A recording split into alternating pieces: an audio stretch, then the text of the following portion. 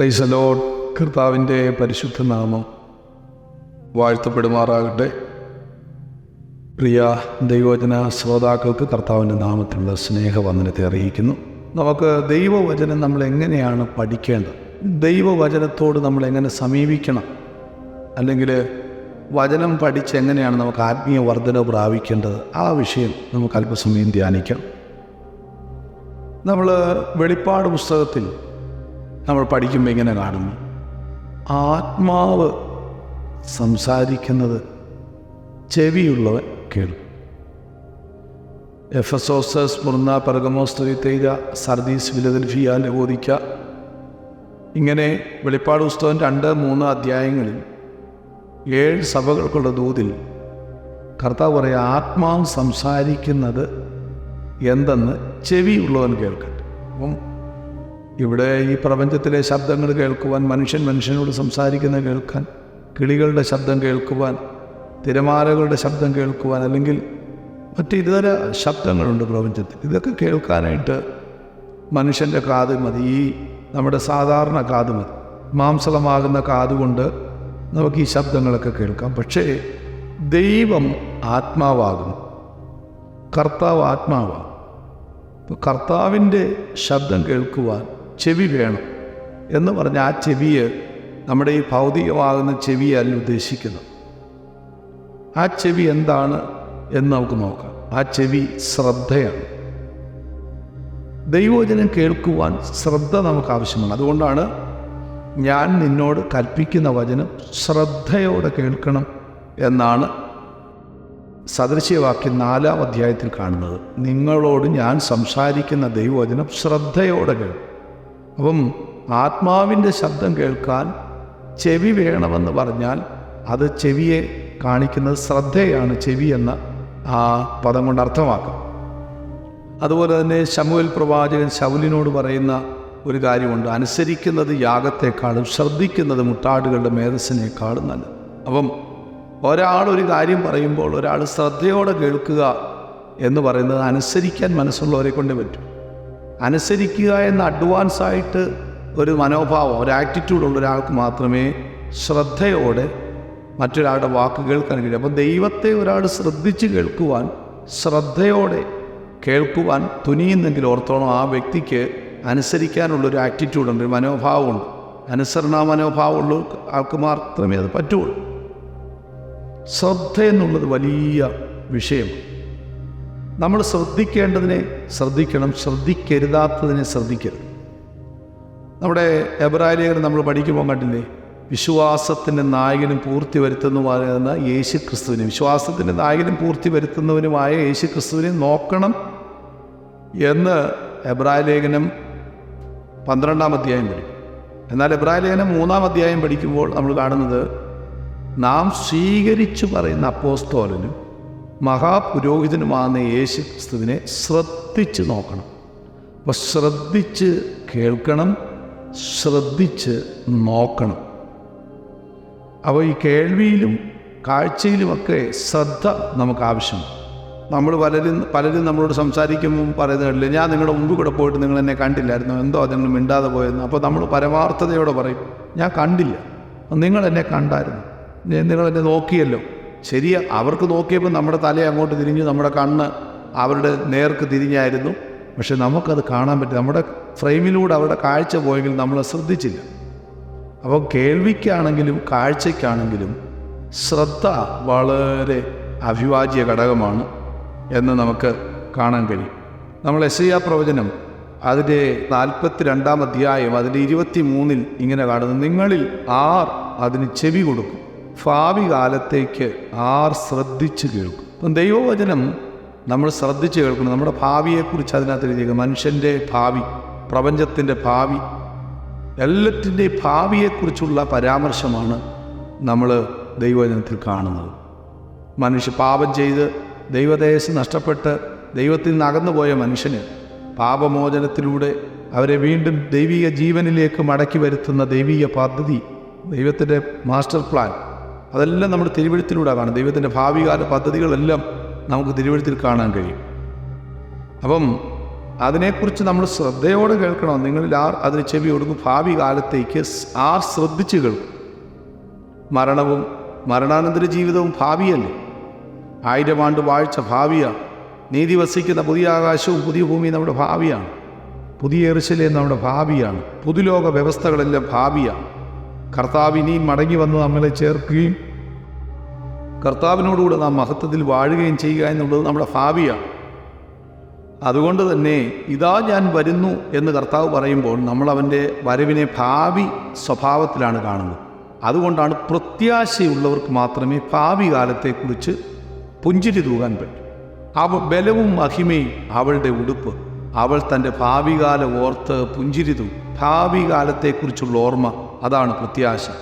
ആ പ്രത്യാശയുടെ ഭാവി കാലത്തെക്കുറിച്ച് ശ്രദ്ധിച്ച് അതിനെ ധ്യാനിച്ച് ജീവിക്കുന്നവർക്ക് മാത്രമേ ദൈവവചനം ശ്രദ്ധയോടെ കേൾക്കാൻ കഴിയൂ എന്ന് ദൈവവചനത്തിൽ നിന്ന് നാം കാണാൻ കഴിയും. അപ്പോൾ ആത്മാവ് സംസാരിക്കുന്നത് ചെവിയുള്ളവൻ കേൾക്കട്ടെ എന്ന് പറഞ്ഞാൽ ചെവി ശ്രദ്ധയെ കാണിക്കുന്നു എന്നുള്ളതാണ്. 2 ദിനവൃത്താന്തം 33:10 യഹോവ മനശ്ശെയോടും അവൻ്റെ ജനത്തോടും സംസാരിച്ചു, എങ്കിലും അവർ ശ്രദ്ധിച്ചില്ല. കണ്ടോ, യഹോവ സംസാരിച്ചു, ആത്മാവ് സംസാരിച്ചു നിന്ന് കേൾക്കാൻ മനശ്ശെയ്ക്കും അവൻ്റെ ജനത്തിനും എന്തില്ലായിരുന്നു? ചെവിയില്ലായിരുന്നു, അഥവാ ശ്രദ്ധ ഇല്ലായിരുന്നു. ദൈവശബ്ദം കേൾക്കുക, ദൈവം അവരോട് സംസാരിച്ചു, പക്ഷെ അവർക്കത് കേൾക്കാനുള്ള ശ്രദ്ധയില്ലായിരുന്നു എന്നാണ് നമുക്ക് കാണാൻ കഴിയുന്നത്. യിരെമ്യാ പ്രവചനം 23-ാം അധ്യായം അതിൻ്റെ 18-ാം വാക്യം നമ്മൾ വായിക്കുമ്പോൾ അവിടെ എങ്ങനെ വചനം കേൾക്കണം കരുതണമെന്ന് 23-ന്റെ-18-ാം വാക്യത്തിൽ നമുക്ക് കാണാൻ കഴിയും.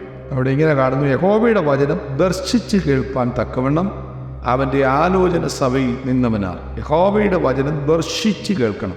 അപ്പോൾ ദർശനം എന്ന വാക്കിനകത്ത് കാണുക എന്നുള്ളതാണ്. ദർശനം കേൾക്കാനുള്ളതല്ല, കാണാനുള്ളതാണ്. ദർശിച്ച് കേൾക്കണമെന്ന് പറഞ്ഞാൽ ആ ദൈവശബ്ദത്തിനകത്ത് നമുക്ക് കാണാനുള്ളതുണ്ട്, ദൈവശബ്ദം നമുക്ക് കേൾക്കാനുള്ളതാണ്. ദൈവത്തിൻ്റെ ശബ്ദം നമുക്ക് ശ്രദ്ധയോടെ നമ്മൾ ദൈവശബ്ദം കേട്ടാൽ നമുക്കവിടെ കേൾക്കാൻ മാത്രമല്ല, നമുക്കവിടെ കാണാനുള്ള ദർശനത്തിനുള്ള വകയും ഉണ്ട് എന്നുള്ളത് നമുക്ക് കാണാൻ കഴിയും. അതുകൊണ്ട് ദൈവശബ്ദം കേൾക്കാനുള്ള ശ്രദ്ധ ദൈവമക്കൾക്ക് വേണം. ഇന്ന് ഇല്ലാത്തൊരു കാര്യമാണ് ശ്രദ്ധയില്ലായ്മ.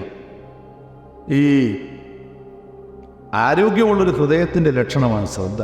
ആരോഗ്യമുള്ളൊരു ഹൃദയം. 2 കൊരിന്ത്യർ ലേഖനം 12-ാം അധ്യായം നമ്മൾ താഴോട്ട് വായിക്കുമ്പോൾ 11-ാം അധ്യായം പഠിക്കുമ്പോൾ യേശുക്രിസ്തുവിനോടുള്ള ഏകാഗ്രതയും നിർമ്മലതയും, യേശുക്രിസ്തുവിനോടുള്ളൊരു ഏകാഗ്രത അത് ഹൃദയത്തിൻ്റെ ഭാഷയാണ്, ഹൃദയത്തിൻ്റെ അവസ്ഥയാണ്.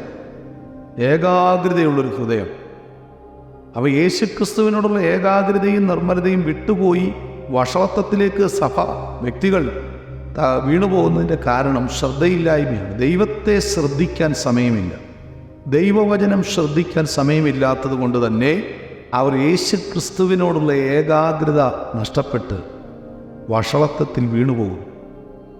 ശ്രദ്ധയിൽ നിന്നാണ് നമുക്ക് ഏകാഗ്രത ഉണ്ടാകും. ഇന്ന് പലപ്പോഴും ശ്രദ്ധയില്ലാത്തതുകൊണ്ട് ഏകാഗ്രത കിട്ടുന്നില്ല. ഏകാഗ്രത ഇല്ലാത്തത് കൊണ്ട് തന്നെ, യേശുക്രിസ്തുവിനോടുള്ള ഏകാഗ്രത ഇല്ലാത്തതുകൊണ്ട് തന്നെ പാപത്തിൻ്റെ ചതിക്കുഴിയിൽ വ്യക്തികൾ വീണ് വളരെ ദോഷഫലങ്ങളുള്ളവാകും.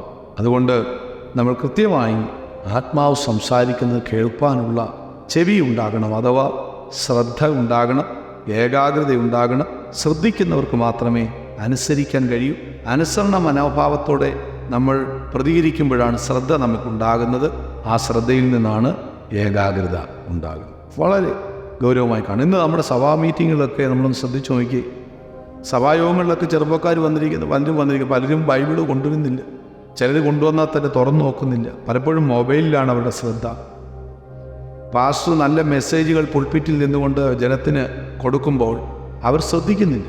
യേശുക്രിസ്തു ആലയത്തിൽ നിന്നുകൊണ്ട് ദൈവവചനം പറയുമ്പോൾ കൃത്യമായിട്ട് കേൾവിക്കാരെല്ലാം അവനെ ശ്രദ്ധിച്ച് അവരുടെ കണ്ണ് അവങ്കൽ പതിഞ്ഞെന്നാണ് കിടക്കുന്നത്, പതിഞ്ഞ് നിൽക്കുന്ന. അത്രമാത്രം കണ്ണ് പതിയുക എന്ന് പറഞ്ഞാൽ എന്താ? ഒരു സീല് ഒരു പേപ്പറിൽ പതിയുന്നത് പോലെ അവരുടെ ദൃഷ്ടി യേശുക്രിസ്തുവിൽ പതിഞ്ഞിരുന്നു. അതാണ് ദർശിച്ച് കേൾക്കുക എന്നുള്ളത്.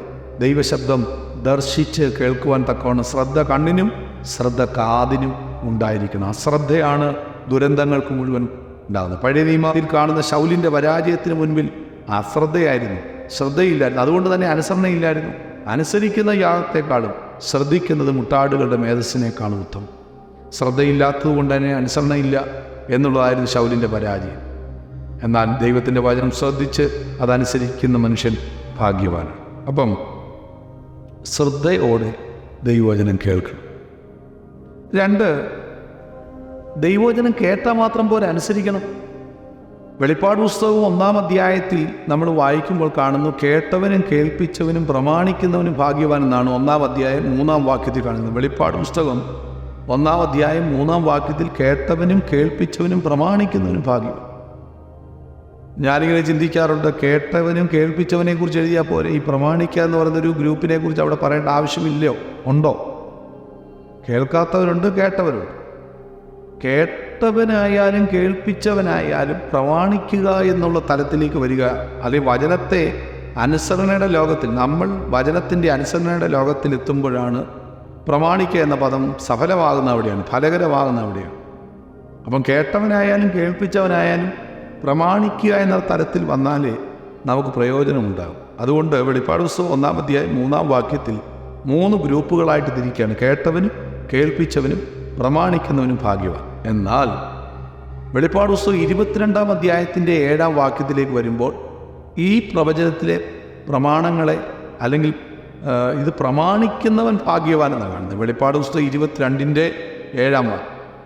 ഈ 1-ാം അധ്യായത്തിൽ പറഞ്ഞിരിക്കുന്ന 3 ഗ്രൂപ്പുകാരും 22-ാം അധ്യായത്തിൽ കാണുന്നില്ല. 22-ാം അധ്യായത്തിൽ 3 പേരിൽ ഒരു ഗ്രൂപ്പുകാരെ കാണും. 1-ാം അധ്യായം 3-ാം വാക്യത്തിൽ കേട്ടവനുണ്ട്, കേൾപ്പിച്ചവനുണ്ട്, പ്രമാണിക്കുന്നത്. 22-ന്റെ 7-ലേക്ക് വന്നപ്പോൾ കേട്ടവനുമില്ല, കേൾപ്പിച്ചവനുമില്ല, പ്രമാണിക്കുന്നവർ മാത്രമേ ഉള്ളൂ. അതിൻ്റെ അർത്ഥം ബൈബിൾ പ്രസംഗിച്ച എല്ലാവരും നരകത്തിൽ പോയെന്നല്ല. ബൈബിൾ കേട്ടവരെല്ലാം, തിരുവെടുത്ത് കേട്ടവർ, ദൈവവചനം കേട്ടവരെല്ലാം നരകത്തിൽ പോയെന്നോ കേൾപ്പിച്ചവരെല്ലാം പോയെന്നോ അല്ല. കേട്ടവനായാലും കേൾപ്പിച്ചവനായാലും പ്രസംഗിക്കുന്നവനായാലും പഠിപ്പിക്കുന്നവനായാലും ഈ ദൈവവചന പഠനം കേൾക്കുന്നവരായാലും പ്രസംഗം കേൾക്കുന്നവരായാലും ഒരുപോലെ അവരിൽ നിന്ന് ദൈവം ആഗ്രഹിക്കുന്ന പ്രമാണിക്കുക എന്നുള്ള പ്രായോഗിക ഫലമാണ്. അതുകൊണ്ട് പ്രമാണിക്കുന്നവരാണ് ദൈവരാജ്യത്തിലെത്തുന്നത്. നമ്മൾ ലൂക്കോസിൻ്റെ സുവിശേഷം 10-ാം അധ്യായത്തിൽ ഒരു ചെറുപ്പക്കാരൻ വന്ന് കർത്താവിൻ്റെ അടുക്കൽ മുട്ട നിന്നുകൊണ്ട് ചോദിക്കുന്നുണ്ട്, ഞാൻ നിത്യജീവനെ പ്രാപിക്കേണ്ടതിന് എന്ത് ചെയ്യണം? കർത്താവ് പല പല കാര്യങ്ങൾ അവനോട് പറയുന്നു. അവൻ പറയുന്നത് അതെല്ലാം ഞാൻ ചെയ്യുന്നുണ്ട് എന്ന് പറയുന്നു. ഉടനെ കർത്താവ് പറയുകയാണ്, നീ അത് എഴുതി വെച്ച് നീ പറഞ്ഞത് ശരി തന്നെയാണ്, പക്ഷെ ചെയ്താൽ ജീവിക്കും. ലൂക്കോസിൻ്റെ സുവിശേഷം 10-ന്റെ 28 മുതൽ താഴോട്ട് വായിക്കുമ്പോൾ കാണുക, നീ പറഞ്ഞത് ശരി തന്നെ, നീ അത് ചെയ്ത് ജീവിക്കണം. അപ്പം നമ്മൾ ദൈവവചനം കേട്ടാൽ പോരാ, കേൾപ്പിച്ചാൽ പോരാ, അത് അനുസരിക്കണം. അനുസരിക്കുന്നവർക്കാണ് ജീവൻ എന്നാണ് ലൂക്കോസിൻ്റെ സുവിശേഷം 10-ാം അധ്യായത്തിൽ കാണുന്നത്. വെളിപ്പാട് പുസ്തകം 1-ാം അധ്യായത്തിൽ 3 ഗ്രൂപ്പുകാരെ കുറിച്ച് പറയുന്നു. അത് ഭൂമിയിലാണ്. ഭൂമിയിൽ കേട്ടവരുണ്ട്, കേൾപ്പിച്ചവരുണ്ട്, പ്രമാണിക്കുന്നവരുണ്ട്. ആർക്കും ആരെയും ചോദ്യം ചെയ്യാൻ കഴിയില്ല. പക്ഷേ വെളിപ്പാട് പുസ്തകം 19-ാം അധ്യായം തൊട്ട് സ്വർഗത്തിൽ നടക്കുന്ന കാര്യമാണ്. വെളിപ്പാട് പുസ്തകം 10-ാം അധ്യായത്തിലേക്ക് വരുമ്പോൾ കുഞ്ഞാട് രാജ്യത്വമേൽക്കുന്നു, കുഞ്ഞാടിൻ്റെ കല്യാണം. 20-ാം അധ്യായത്തിലേക്ക് വരുമ്പോൾ 1000 ആണ്ട് വാഴ്ച. 21-ാം അധ്യായത്തിലേക്ക് വരുമ്പോൾ പുതിയ ആകാശവും പുതിയ ഭൂമിയും പുതിയ യെരൂശലേമും. 22-ാം അധ്യായത്തിലേക്ക് വരും പുതുലോക വ്യവസ്ഥ തന്നെയാണ്. സ്വർഗത്തിലുള്ളതും ഭൂമിയിലുള്ളതും ക്രിസ്തുവിൽ ഒന്നായി തീരുന്ന കാലസമ്പൂർണതയിലെ ദൈവവ്യവസ്ഥ തന്നെയാണ് ഇവിടെ കാണുന്നത്. എന്നാൽ അവിടെ വരുമ്പോൾ ഭൂമിയിൽ വെച്ച് പ്രസംഗിച്ചവരും പ്രസംഗം കേട്ടവരൊക്കെ ഉണ്ടായിരുന്നു. എന്നാൽ അവരെക്കുറിച്ചൊന്നും അല്ല ഇവിടെ പറയുന്നത്. 22-ാം അധ്യായത്തിലേക്ക് വന്നപ്പോൾ കേട്ടവൻ എന്നുള്ള ലേബലിലല്ല അറിയുന്നത്, കേൾപ്പിച്ചവൻ എന്നുള്ള ലേബലിലല്ല, പ്രമാണിക്കുക എന്ന പ്രായോഗിക അവസ്ഥയിലൂടെ ദൈവവചനം കേട്ട് അതനുസരിച്ചവരെ ചേർക്കുവാൻ കർത്താവ് വേഗം കടന്നു വരും. അതുകൊണ്ടാണ് മത്തായി 7-ാം അധ്യായത്തിലെ ഗിരിപ്രഭാഷണത്തിൻ്റെ അവസാന ഭാഗത്തേക്ക് കർത്താവ് വരുമ്പോൾ പറയുകയാണ്, ഈ വചനം കേട്ട് ചെയ്യുന്നവൻ ഭാഗ്യവാൻ. ഈ വചനം കേട്ട് ചെയ്യണം, ചെയ്യാത്തവനല്ല. വചനം കേട്ടാൽ പോരാ, കേട്ട് ചെയ്യണമെന്ന്. വചനം കേട്ട് ചെയ്യാത്തവനെക്കുറിച്ച് യാക്കോബിൻ്റെ ലേഖനത്തിൽ കിടക്കുന്നത് അവൻ തന്നെത്താൻ ചതിക്കുന്നെന്നാണ്. വചനം കേട്ടിട്ട് തങ്ങളെ തന്നെ ചതിക്കുകയാണ്. എന്നാൽ യേശു കർത്താവ് പറയുകയാണ്, ആഴക്കുഴിച്ചു പാറമേൽ അടിസ്ഥാനമുള്ള വീട് പണിത ബുദ്ധിയുള്ള മനുഷ്യൻ. അവൻ്റെ വീടിൻ്റെ മേൽ വന്മഴ ചൊരിഞ്ഞു, കാറ്റടിച്ചു, വെള്ളം പൊങ്ങി ആ വീടിൻ്റെ മേൽ അലച്ചു. വളരെ പ്രതികൂലങ്ങളിലൂടെ കടന്നുപോയി. എന്നാൽ വചനം കേട്ട് ചെയ്യുന്നവൻ അതിൽ നിലനിന്നു. ആ പ്രശ്നത്തിൻ്റെ നടുവിൽ പതറിപ്പോയില്ല. എന്നാൽ വചനം കേട്ട് ചെയ്യാത്തവനെക്കുറിച്ച് തൊട്ടിപ്പുറത്ത് പറയുന്നു, അതേ പ്രതികൂലം ഉണ്ടായി, അവൻ്റെ വീഴ്ച വലിയതായിരുന്നു, അവൻ്റെ വീട് വീണുപോയി. ആ വീഴ്ച എത്ര വലിയത് എന്നാണ് കാണുന്നത്. അതുകൊണ്ട് വചനം കേട്ടിട്ട്, വചനം പ്രസംഗിച്ചിട്ട് അനുസരിക്കുന്നില്ല എങ്കിൽ വചനം പഠിപ്പിച്ചിട്ട് അനുസരിക്കുന്നില്ല എങ്കിൽ, വചനം കേട്ടത് അനുസരണയോടെ ഏറ്റെടുക്കുന്നില്ല എങ്കിൽ, പ്രിയപ്പെട്ടവരെ, ആ വീഴ്ച വലിയ വീഴ്ചയാണ്. വചനം കേൾക്കാത്തവൻ്റെ തകർച്ചയേക്കാൾ, വചനം കേൾക്കാത്തവൻ്റെ ജീവിത പരാജയത്തേക്കാൾ വലുതാണ് വചനത്തിൻ്റെ മാർമീയ വശങ്ങൾ, അല്ലെങ്കിൽ വിജയത്തിൻ്റെ, ആത്മീയ അനുഗ്രഹത്തിൻ്റെ വചനങ്ങൾ കിട്ടിയിട്ട് അത് ചെയ്യുന്നില്ല എങ്കിൽ അവരുടെ തകർച്ചയും പരാജയവും ഏറ്റവും വലുത് തന്നെയാണ്. എന്ന് പറഞ്ഞാൽ വചനം കേൾക്കാതെ തകർന്നു പോകുന്നവരേക്കാൾ വലിയ തകർച്ചയായിരിക്കും വചനം കേട്ടിട്ട് അനുസരിക്കാതെ, അല്ലെങ്കിൽ പഠിപ്പിച്ചിട്ട് പ്രസംഗിച്ചിട്ട് പ്രായോഗികമാക്കാതെ ജീവിക്കുന്ന വ്യക്തികളുടെ ജീവിത പരാജയം. അതുകൊണ്ടാണല്ലോ പൗലോസ് കൊരിന്ത്യർ ലേഖനത്തിൽ പറഞ്ഞത്, ഞാൻ മറ്റുള്ളവരോട് പ്രസംഗിച്ച ശേഷം ഞാൻ തന്നെ നശിച്ചു പോകാതിരിക്കേണ്ടതിന് ഞാൻ എൻ്റെ ജഡത്തെ ദണ്ഡിപ്പിച്ച് അടിമയാക്കും. പ്രിയമുള്ളവരെ, വചനം കേൾക്കുന്ന അനുഗ്രഹിക്കപ്പെടാനല്ല, നശിച്ചു പോകാനല്ല. പ്രസംഗിക്കുന്നവനും പ്രസംഗം കേൾക്കുന്നവനും പഠിപ്പിക്കുന്നവനും പഠനം കിട്ടുന്നവർക്കെല്ലാം വചനം ഒരുപോലെ അനുഗ്രഹവും അത് നിത്യമായ ജീവനിലേക്കും മഹത്വത്തിലേക്കും നമ്മളെ നയിക്കുന്നതാണ്. എന്നാൽ നമ്മൾ വചനം അനുസരിക്കും. 22 വെളിപ്പാട് പുസ്തകം 22-ാം അധ്യായത്തിലേക്ക് വന്നപ്പോൾ 1-ാം അധ്യായത്തിലെ 3 ഗ്രൂപ്പുകാർ ഒരാൾ മാത്രമേ ശേഷിക്കുന്നുള്ളൂ. അതിൻ്റെ അർത്ഥം കേട്ടവനായാലും കേൾപ്പിച്ചവനായാലും, പ്രസംഗിച്ചവനായാലും പ്രസംഗം കേട്ടവനായാലും, പ്രമാണിക്കുക എന്നനുസരിക്കുക എന്ന തരത്തിലേക്ക് വരുന്നില്ല എങ്കിൽ ദൈവരാജ്യത്തിൽ എത്താൻ കഴിയില്ല. വചനം കേട്ട് ചെയ്യുന്നവർക്ക് മാത്രമേ ദൈവരാജ്യത്തിലെത്താൻ കഴിയൂ. 1-2 കാര്യങ്ങൾ വചനത്തെ സംബന്ധിച്ച് ഞാൻ പറഞ്ഞത് നിങ്ങൾ ശ്രദ്ധിക്കുമല്ലോ. ആത്മാവ് സംസാരിക്കുന്നത് കേൾക്കാൻ ചെവി വേണം. ശ്രദ്ധയോടെ ദൈവവചനം കേൾക്കും. ചെവി എന്നത് ശ്രദ്ധയെ കാണിക്കും. അതുപോലെ വചനം കേട്ട് ചെയ്യുന്നവർ അല്ല എങ്കിൽ അവർ തങ്ങളെ തന്നെ ചതിക്കുകയാണ്. അതുകൊണ്ട് വചന കേൾവി നമുക്ക് ഏറ്റവും അനുഗ്രഹമായി തീരേണ്ടത് ആവശ്യമാണ്. ഓക്കെ, ഇനി നമ്മൾ വളരെ ഗൗരവമായി കാണേണ്ട കാര്യം,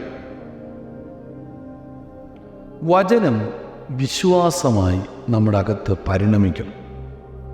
ഈ കാതുകൊണ്ട് കേട്ട് വചനം നമ്മുടെ ഹൃദയത്തിനകത്ത് സംഗ്രഹിക്കണം.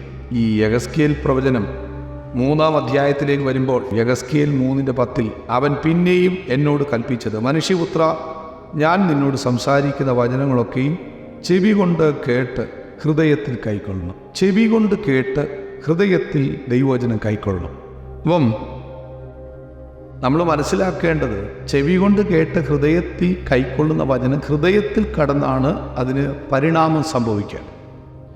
ഈ വചനം കേട്ടിട്ട് പരിണമിക്കുന്നില്ല എങ്കിൽ, വിശ്വാസമായി പരിണമിക്കുന്നില്ല എങ്കിൽ വചന കേൾവി കൊണ്ട് ഉപകാരമില്ലെന്ന് എബ്രായ ലേഖനം 4-ാം അധ്യായത്തിൽ നമ്മളത് കാണുന്നുണ്ട്. അപ്പം വചനം കേട്ടത് നമുക്ക് ഉപകാരമായി മാറണമെങ്കിൽ, എബ്രായ ലേഖനത്തിൽ 4-ാം അധ്യായത്തിൽ കൃത്യമായിട്ട് എഴുതിയിരിക്കുകയാണ്, അവർ വചനം കേട്ടെങ്കിലും കേട്ട വചനം വിശ്വാസമായി പരിണമിക്കാഞ്ഞതുകൊണ്ട് അവർക്ക് ലഭിച്ച വചനം ഉപകാരമായില്ല. അങ്ങനെ ഒരിക്കലുമായി തീരും.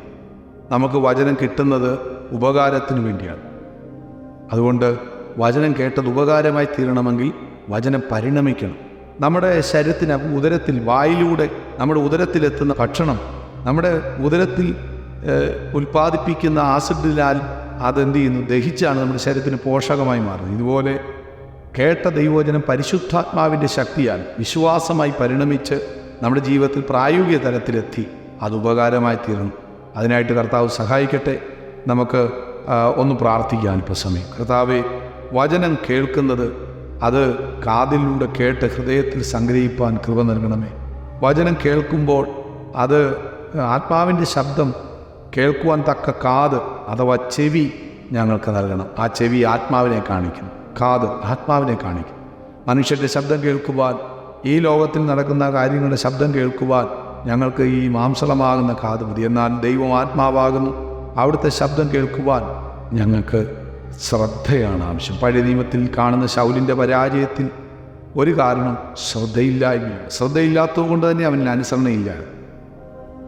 ശ്രദ്ധിക്കുന്നവർക്ക് മാത്രമേ അനുസരിക്കാൻ കഴിയൂ. ശ്രദ്ധിക്കുന്ന ഒരു മനോഭാവമുള്ളവരുടെ ലക്ഷണമാണ് അനുസരണ മനോഭാവമുള്ളവർ. ശ്രദ്ധിക്കുന്നവർക്ക് മാത്രമേ അനുസരിക്കാൻ കഴിയൂ. ശ്രദ്ധിക്കുന്നവർക്ക് മാത്രമേ യേശുക്രിസ്തുവിനോടുള്ള ഏകാഗ്രതയും നിർമ്മലതയും വിട്ട് പോകാതെ വിശുദ്ധ ജീവൻ നയിക്കാൻ കഴിയും. കർത്താവേ, പലപ്പോഴും ഞങ്ങൾക്ക് ശ്രദ്ധയില്ലായ്മ ദുരന്തങ്ങളിലും പോരായ്മകളിലും എത്തിക്കുന്ന കർത്താവേ, അവിടുന്ന് ഞങ്ങളെ സഹായിക്കണമേ എന്ന് ദൈവത്തോട് പ്രാർത്ഥിക്കും. വചനം കേട്ടത് ഉപകാരമായി തീരട്ടെ. അത് വിശ്വാസമായി പരിണമിച്ച് ഞങ്ങളുടെ അകത്തെ മനുഷ്യൻ പോഷകമായി ആരോഗ്യമായി തീരട്ടെ. മഹത്വമെല്ലാം പിതാവിന് അർപ്പിക്കുന്ന യേശുക്രിസ്തുവിൻ നാമത്തിൽ.